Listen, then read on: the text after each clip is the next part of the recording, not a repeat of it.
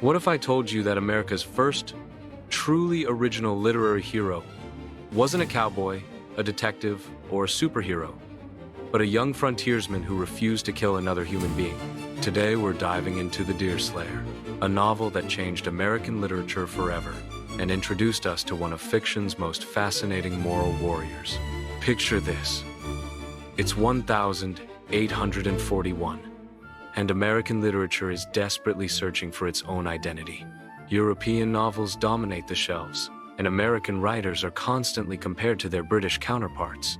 Then, James Fenimore Cooper drops The Deerslayer, and suddenly America has its own epic hero story set in the untamed wilderness of colonial New York. But here's where it gets really interesting.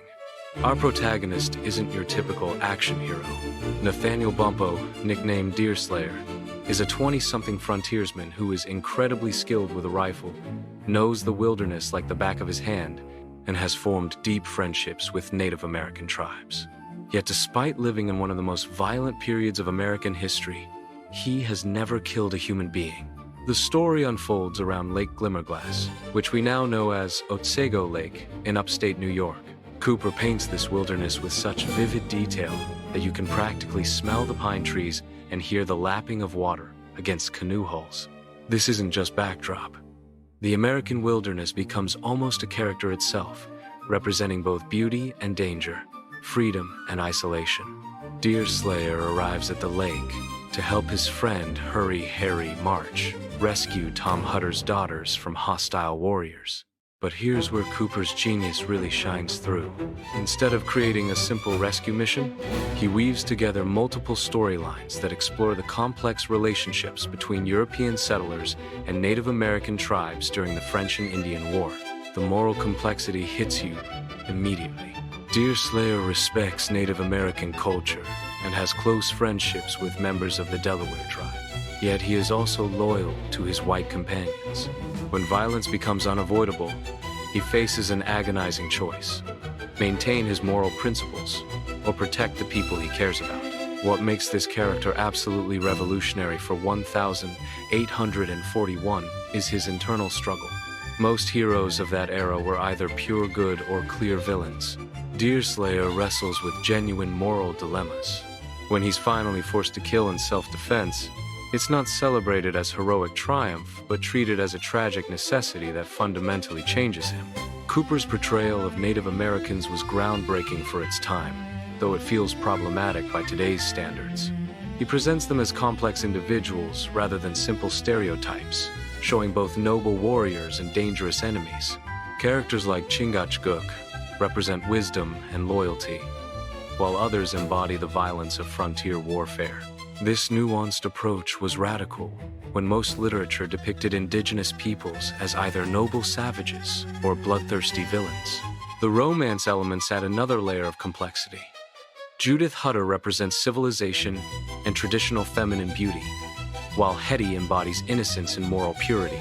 Deerslayer's relationships with both women reveal his character's depth.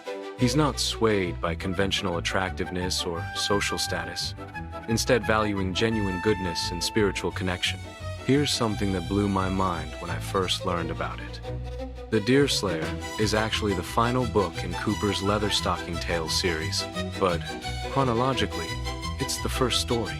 Cooper wrote it as a prequel, showing us how his famous hero Natty Bumppo got his start. This means readers who followed the series got to see their established hero as a young man facing his first major moral crisis.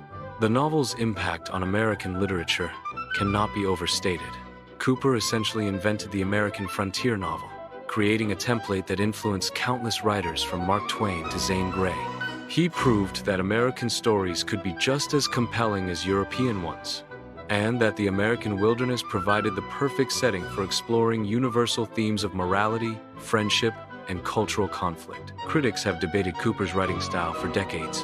Mark Twain famously savaged Cooper's prose in his essay, Fenimore Cooper's Literary Offenses, pointing out plot holes and stilted dialogue.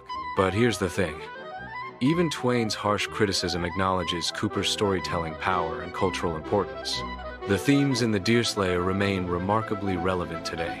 Questions about cultural understanding, The morality of violence, environmental preservation, and maintaining personal principles under pressure resonate just as strongly now as they did in 1841. Deerslayer's struggle to balance loyalty to friends with respect for enemies mirrors contemporary discussions about conflict resolution and cultural sensitivity. What truly sets this novel apart is its environmental consciousness. Cooper presents the American wilderness not as something to be conquered, but as something to be respected and preserved. Through Deerslayer's eyes, we see nature as both classroom and cathedral, a place where moral truths become clear away from civilization's corrupting influences. The Deerslayer challenged American readers to think differently about heroism, morality, and their relationship with the natural world. It proved that American literature could tackle serious philosophical questions while delivering edge-of-your-seat adventure. Cooper created more than just entertainment. He crafted a foundational myth for American identity. So, the next time someone tells you that all heroes need to be ruthless to be effective, remember Deerslayer. Sometimes, the most powerful warriors are those who know when not to fight. And the greatest victories come from preserving your humanity in impossible circumstances.